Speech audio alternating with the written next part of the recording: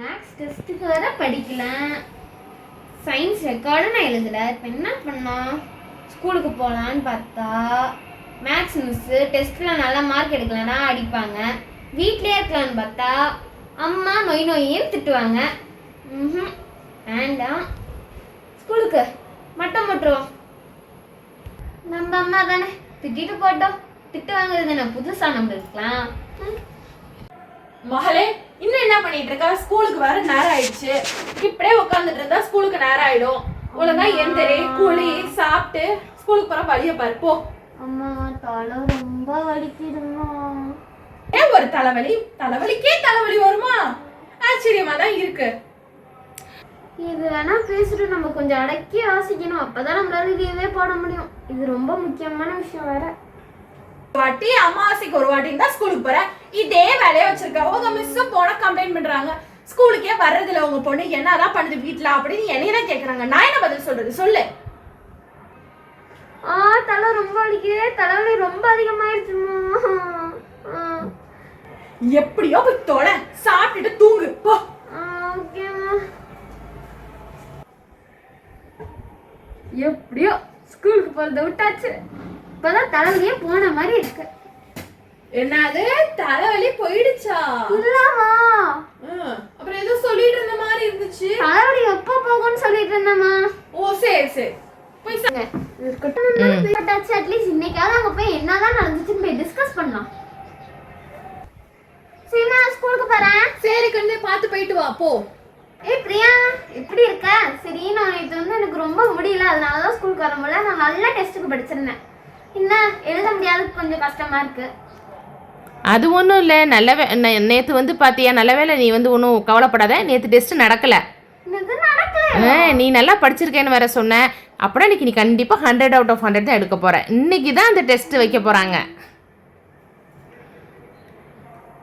இதுக்கு தான் நான் நேற்று லீவ் போட்டேனா? இன்னைக்கு லீவ் போட்டுக்கலாம், நேற்றாவது ஸ்கூலுக்கு வந்திருக்கணும். ஐயோ, ஏன் ஃபீல் பண்ணுற? நீ தான் நல்லா படிச்சிருக்கிறியே. ரெக்கார்டு கூட இன்னைக்கு சப்மிட் பண்ண சொல்லிட்டாங்க, சயின்ஸ் ரெக்கார்டு. நேற்று வந்து எக்ஸ்கியூஸ் கொடுத்துருக்குறாங்க.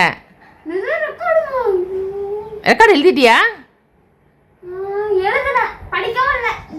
அப்புறம் இப்போ கொஞ்சம் முன்னாடி படிச்சிருக்கிறேன், நான் ரெக்கார்டு எழுதிட்டேன் அப்படின்னு ரொம்ப ஃபீல் பண்ணேன். நேற்று லீவ் போட்டதுக்கு இன்னைக்கு சீன் போட்டேன். ஐயோ ஐயோ, இன்னும் கொஞ்ச நேரத்தில் மிஸ் வேற வந்துடுவாங்க. எதுக்கு லீவ் போட்டேன்னு வேற சொல்லுவாங்க. ஐயோ, யாருக்கெல்லாம் நான் என்ன பதில் சொல்லணும்? ஹலோ ஸ்டூடெண்ட்ஸ், ஆன்சர் ஒரு அட்டெண்டன்ஸ். ஃபாத்திமா. Present ma'am. ஸ்கூலுக்கு லீவ் போட்டியே போன வாரம். அது தாத்தா இறந்தாங்க.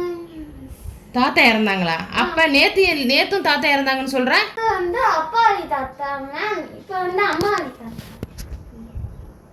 நிஜமா தாத்தா தான், உங்கள் தாத்தா தான் செத்து போயிட்டாங்களா? இல்லை நீ சும்மா நாள் லீவ் போட்டுட்டு கதை விட்றியா? நிஜமாவே தான். நிஜமா தான். என்ன நிஜமாதான்? நீ சொல்கிறத பார்த்தா அப்படி ஒன்றும் தெரியலையே. சரி சரி, இனிமேல் எதாக இருந்தாலும் லீவ் போடுற வேலையை குறைச்சிக்கோ. ஏன்னா எப்போ பார்த்தாலும் அதிகம் லீவ் போடுறது நீ தான் இந்த கிளாஸில். படிக்கிறதும் இல்லை, டெஸ்ட்டில் மார்க் கம்மி தான் எடுக்கிற. அதனால் என்ன செய்கிற, இனிமேல் ரெகுலராக நீங்கள் வரணும். இல்லைன்னா நான் உன்னை எக்ஸாம் எழுத அலோவ் பண்ணவே மாட்டேன். எனக்கு மட்டும் எக்ஸாம் எழுதி ஃபெயில் ஆகணும்னு ஆசையாக இருக்கு. மண்டே வேற மாட்டேது, ஃபெயில் ஆகுறேன். சரி, இந்த டெஸ்ட்டுக்கும் திட்டு வாங்கிட்டு, ரெக்கார்டுக்கும் திட்டு வாங்கிட்டு, வீட்டில் போய் அம்மா கிட்ட திட்டு வாங்கிட்டு, நல்லா டின்னர் மூக்கு பிடிக்க சாப்பிட்டு நல்லா போய் நான் தூங்க போகிறேன். ஓகே ஃப்ரெண்ட்ஸ், இந்த வீடியோ பிடிச்சிருந்துச்சுன்னா லைக் பண்ணுங்க, ஷேர் பண்ணுங்க, கமெண்ட் பண்ணுங்க, மறக்காம சப்ஸ்கிரைப் பண்ணிட்டு அந்த பெல் ஐகானையும் தட்டி விட்டுருங்க ஃப்ரெண்ட்ஸ். பாய் பாய் ஃப்ரெண்ட்ஸ்.